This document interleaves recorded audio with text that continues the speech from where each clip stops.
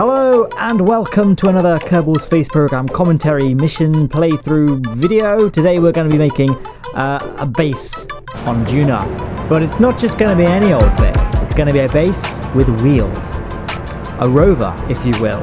And it's all stashed away in the fairing up there for now, so I won't say too much, but it's going to be pretty much kitted out with everything you need. It's going to have loads of science kit on there, a lab, utility modules, ore processing, drills. It's going to have the full works, and here we are just sort of speeding through the ascent, because I'm guessing most of you know how to ascend from Kerbin by now. There go the 4 boosters, which have to be loaded up with separatrons in order to get clear of the main tanks, but no explosions today. So we're just going to keep ourselves nice and throttled up and pointing 45 degrees, gradually pitching our nose over till we're getting into space. I mean, I'm guessing most of you know how to get into orbit at this point. I'm not going to spend too much time dwelling on the exact flight plan for this ascent, but I just want to kind of really know what your guys' opinion was of this sort of video, really. Do you want to see more bases and space stations, or would you rather see more missions to places? For example, did you prefer the Elu SSTO video, or did you prefer the Elu base and space station videos? I'm just something genuinely would like to know, because I obviously want to make my videos, you know, to be the most entertaining they can be, and sometimes it's difficult for me to know exactly what people want. And here we go, deploying the fairings. There we are. So I have that sort of secondary lower fairing just to cover the fact that those nuclear engines don't have any interstage fairing around them, and the fuel tank itself is a bit of a weird size. It doesn't quite fit flushly with the fairing above it, so that's kind of what the purpose of that interstage fairing was. And there we are, we can see the rover just there. We'll get much better views of it later on when it's actually landed, but you can see it there. It's got those 2 side arms to it to assist in the landing. And we also have some parachutes as well, just to help slow us down a little bit. Now, unfortunately, we're not in the best place to do a Duna mission. Kerbin is in the wrong location entirely. So what we're going to do is we're going to go into the map screen, set Duna as our target, and if I draw these lines here, we want to be time warping so that Kerbin is about 45 degrees behind Duna. So those lines there hopefully illustrate that point. That's what a phase angle is. And for any interplanetary mission, it's good to just either know about the existence of phase angles or to use a mod that will just calculate transfer times for you. Anyway, here we are making our maneuver node. You can see we can pretty much get our Duna encounter burning directly from Kerbin periapsis. We can just adjust it a little bit. And there we go. So we're going to initiate our burn. We still have a little bit of fuel left in the Rhino stage, but we do not have enough to do the entire burn. So we're going to do 2 burns at periapsis in total. We're going to do 1 just to burn off the rest of this Rhino engine and do a little bit of a kick with the nuclear engines before... Oh, I actually messed up a little bit there and SAS freaked out. So we just turned gimbal on, re-straightened ourselves and carried on. Now, the reason we're going to do multiple burns at periapsis, in this instance we're going to do 2 burns, but in videos where efficiency was far more of importance, I've actually done more than 2 burns at periapsis. And the reason for this is that by burning at periapsis, we are maximizing our use of the O-berth effect. I have explained kind of how this works in my Elu space station video, but it essentially means that you're traveling fastest at periapsis even though the actual thrust from your engines is the same, so you therefore travel a longer distance over the same amount of burn time at periapsis. I'm really not qualified or confident in my own mathematical abilities to explain the actual full theories and calculations of this, but it's very accessible on Google if you want to know more. I just know that if I try and communicate it, I'll end up fudging something. Anyway, so with all that being said, we're now starting our second burn at periapsis, and more experienced among you may realise that we have way too much liquid fuel in this stage. We're going to have loads left over, and the original reason was that I wanted to circularise at Duna without doing any aero capturing, and again, I've made this craft file available and I thought I'd over-engineer it a little bit to make it easier for less skilled players to use this thing. So we can just burn up just before we get our encounter. I'm just going to cancel the maneuver node, set Duna as our target again, and we're just going to watch the grey markers appear, and there we go. We've got our encounter. We didn't even leave Kerbin, and there we go. Could probably burn a little bit to get ourselves slightly close to the planet, but that's a pretty good encounter. We can do a little bit of an adjustment once we're in deep space to get our periapsis slightly closer and at a more equatorial plane, but for our initial heading, it's pretty good. So I mean, that's kind of the hardest part of the mission really, actually getting this thing into space and plotting our maneuver node. After this, it's all pretty much plain sailing, or whatever the equivalent astro term would be. But we can make our maneuver node and get using the normal and anti-normal vectors, we can just adjust ourselves to be roughly equatorial and, fairly close to the planet. So very, very small burn. You can see the thrust limiter there is pretty much as low as it goes. And we're using the nuclear engines, which have a very, very small amount of thrust anyway. So you can see this is a very, very fine maneuver to do. On some of my other bigger spacecraft, actually, I sometimes like to plot a couple of RCS engines on there.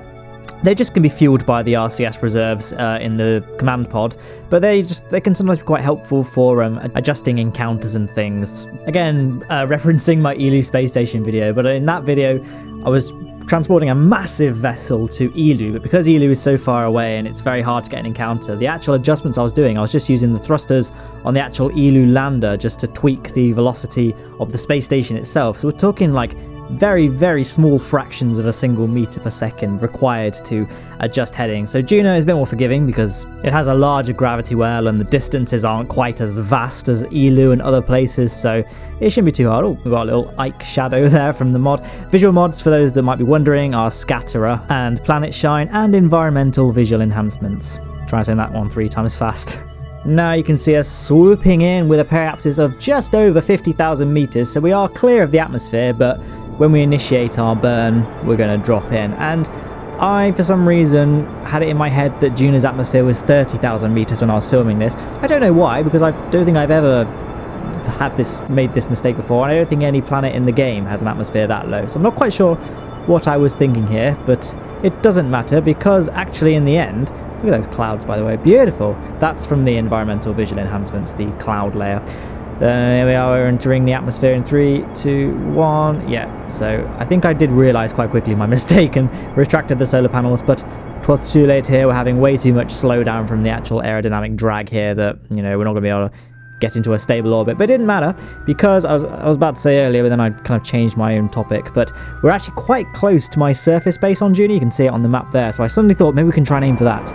So I ended up burning radial to try and get as much altitude back so we could extend our landing trajectory to be near the base, but in the end I couldn't. But luckily, this base being mobile, we can just drive there anyway, and it's not going to take very particularly long to drive that kind of distance, so it's not a big issue. So I try to gain as much distance as possible on the nuclear stage, but at this point I realised it was starting to get a bit futile, so I cut those engines, detached that. We can just switch back. That's going to get destroyed when it hits the surface, and just get clear of it using, nearly had a collision there, get clear of it using the landing stage here.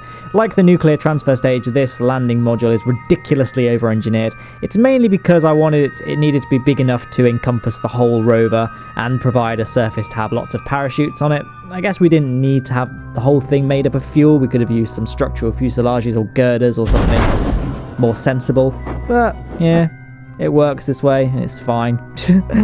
Yeah, so we can deploy the parachutes, they're going to deploy, and we can also fire up the main chutes.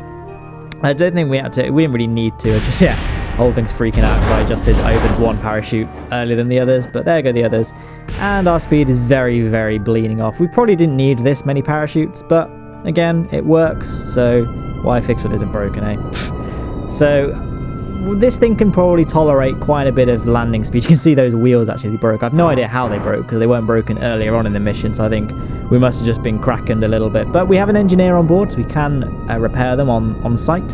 So we can just do a horrendous job at slowing down. I try to aim for about 5 meters per second as our touchdown speed, even though this thing can easily tolerate more than that, and if the wheels did break on impact, our engineer can repair them. But still, I don't know, I just kind of want it to be nice and slow.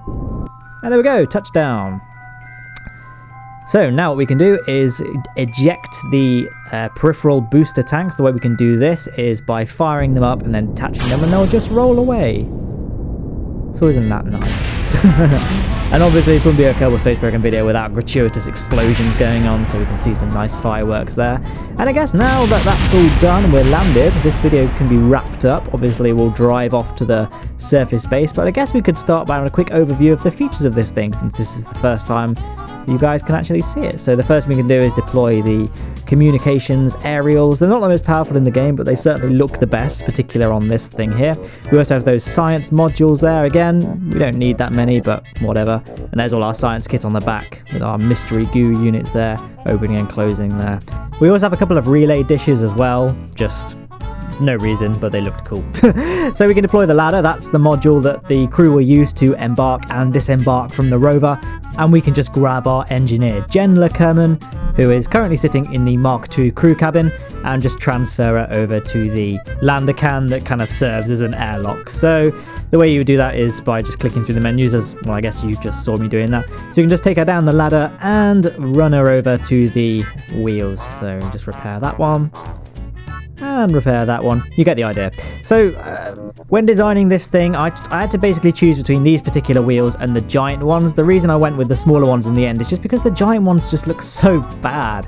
It's hard to make a good looking rover with them, that I find anyway. I just find them to be quite sort of, they're just too big. I wish there was kind of an intermediate size between these small ones and the gigantic ones. And this is the rest of the thing. You can get a nice little overview as she runs around. I really wanted to try and make a rover that didn't use the cupola module at the front, because most rovers seem to incorporate that particular command pod as the front piece. And I do quite like the way that the inline cockpit blends into the Apollo style command pod. And there's our drill that we can use to gather ore. Behind the drill, you can't quite see it, there it is there. We do have a small ore tank. It can then be refined into different things by the refinery unit on the back. Obviously this thing doesn't have any fuel tanks apart from the onboard monopropellant storage, but if this thing were to dock to a spacecraft, which it can thanks to the shielded docking port on the front, it can refuel any stranded landers or craft on there. It might have been useful actually to incorporate a claw, so it could dock to any part of a craft that might not necessarily have a docking unit, but whatever. It's mainly there just to add functionality to it. And just a little example there of it climbing a hill, but we can probably just skip forward through most of the driving process because it took a little while to get to our surface base. There you go, these solar panels, by the way, just to demonstrate how this thing recharges. Although tucked away inside those hollow structural fuselages are some RTGs, so this thing can generate power without solar panels as well. But solar panels just make the process a little bit faster. So there we are, driving along. In a minute you'll see coming into view over this ridge is the Duna base. So again, we'll probably just fast forward a little bit to when we get there. Coming in pretty fast. That's still kind of a hard break to get there. There's the current rover we have docked to it.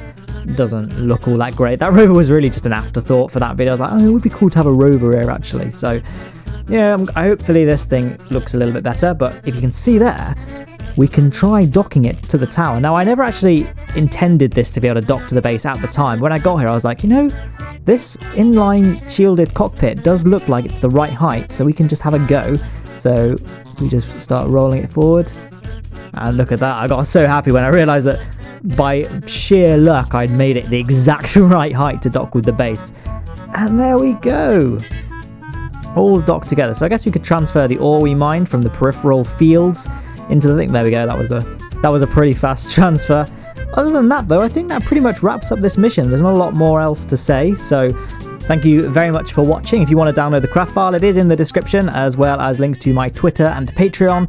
And on screen now are links to more videos. On the top left is the Elu space station I referenced a few times. Then on the top right, we have the construction of the Duna base that you saw in this video. And the bottom right is specially selected for your tastes by YouTube's recommendation algorithms, however that works. So once again, thanks for checking this out.